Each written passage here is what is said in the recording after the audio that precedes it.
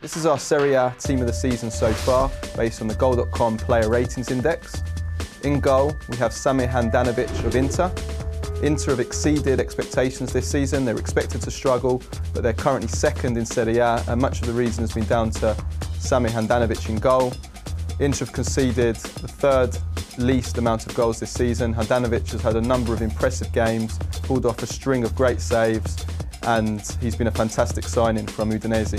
In defence, we have Matteo De Sciglio of AC Milan at right back.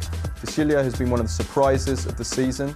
He's pushed Ignazio Abate, Italy's right back, to the bench, and he's really impressed with his tactical positioning, and he's been one of the few plus points of Milan's season so far.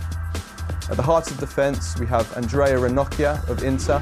Ranocchia is often criticised. I'm not really much of a fan, to be honest with you, but the stats show that he's been one of Italy's best defenders this season, and for an Inter team that had so many injuries in defence, Ranocchia has stood strong.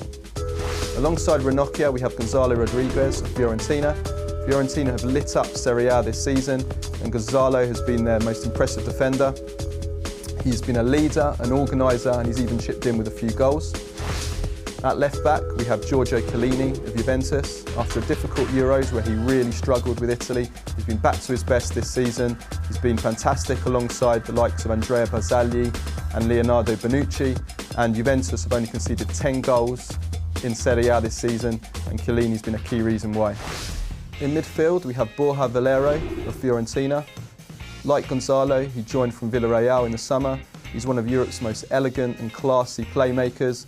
He has the most assists in Serie A this season, and really he's good enough for any team in Europe. He really is that good. Alongside him, we have Andrea Pirlo.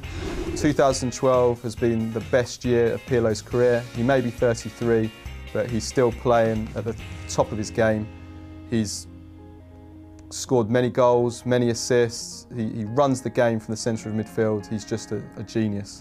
And finally, in midfield, we have Marek Hamsik of Napoli. He said himself a few weeks ago that this had been the best season of his career, and the stats back that up.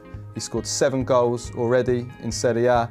He's taken on the extra responsibility following the exit of Ezequiel Lavezzi, and Napoli are in with a shout of qualifying for next season's Champions League, mainly thanks to the goals of Hamsik and Edinson Cavani.